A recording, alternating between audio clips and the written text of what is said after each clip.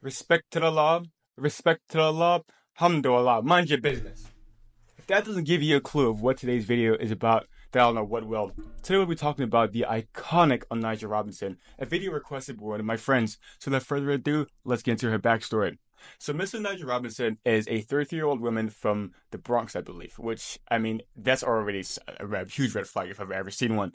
The Bronx is a notorious, heinous place.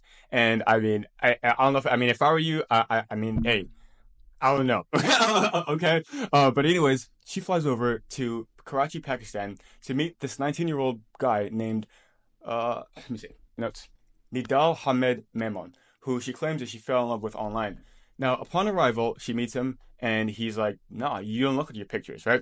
Apparently, she's using this filter or whatever, and she also has her own TikTok account where she does these like little thirst trap videos, and it is nuts. It's literally the same exact like poses with the same exact song. I don't know, I don't know. But she was living her life, right? Anyways, she went over there, and he's like, "You don't look at your pictures. I'm sorry, no can do really." And yeah, and so she then decided, actually, no, I'm not leaving. Actually, I'm gonna go to your parents' house, and I'm gonna camp out in front, and I'm just not leaving. I'm just not leaving. Like we're married, we're getting married. And that's that type of delusion that I respect. That's the type of delusion that I have.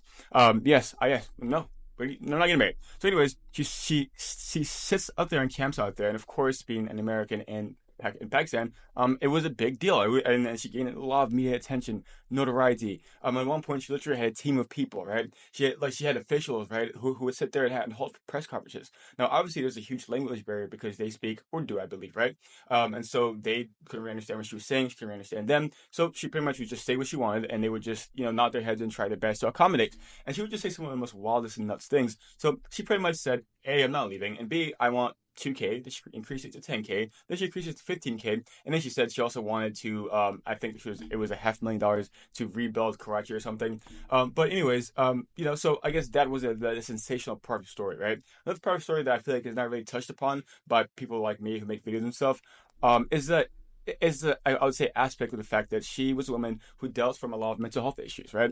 She had a son, and I'm not sure if she was still married to her son's father or not. However, the son, he ended up making a video or going in the news and stuff and saying, yes, my mom suffers from a lot of mental health issues, a lot of delusion and stuff, and that's why she's one of the main reasons why she went not only went there to meet with someone who is older, yeah, younger than her son, I believe, around the same age as her own son. But also will not refuse to leave, and will continuously make the delusional, I guess, requests and stuff like that. And that part was just kind of sad, I would say, at least from a humanistic perspective. Like imagine, seeing your own mother who deals with issues and stuff just being made like a public spectacle, right? But at least it wasn't in a disrespectful way. I think it was more funny, if anything. For example, like a lot of local stores would have her for commercials. She was getting a lot of free stuff. There were people taking care of her. Like a lot of local people were local guys were proposing to her actually. And I mean, hey, like if I were here and I'm all the way there, I mean, hey, you might as well get something while you're there. I mean, hey.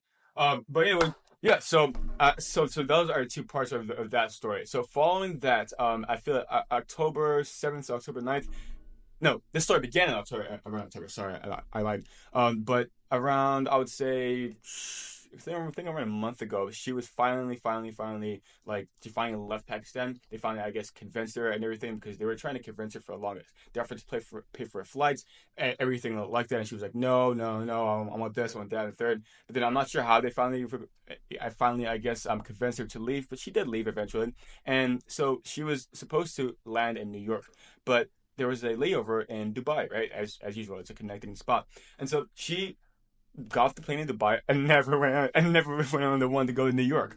And so she was kind of like lost for a few days. Like people were talking about it on social media. They were like, "Well, where's Anaja?" Like she was just lost. And then she spotted like in Dira, which is the I guess you could say more poor area of Dubai, like hanging out with a lot of like locals who were guest workers, South Asian guest workers to be exact. And take a picture with them and stuff like that. Kiki and stuff. And you know, and then she got lost again. And so my most recent update I have is as of 2 days ago. She's currently in the U.S. embassy. I'm not sure exactly how she got there. I think some people made some calls. Okay, even though she's like a social media personality, whatever, or sensation now, of course, people are still worried about her and stuff. And so someone called, and now she's apparently in the U.S. embassy as of right now. And this is a piece of I guess of update, a piece of news, or whatever, a news update that I'm pretty sure no other creator is talking about. So there you go. You heard it from me first. You're welcome. So yeah, that is the lovely, lovely story of Miss Onijah Robinson and Nidal Hamed's love story. A love story for the ages, honestly. Romeo and Juliet could never.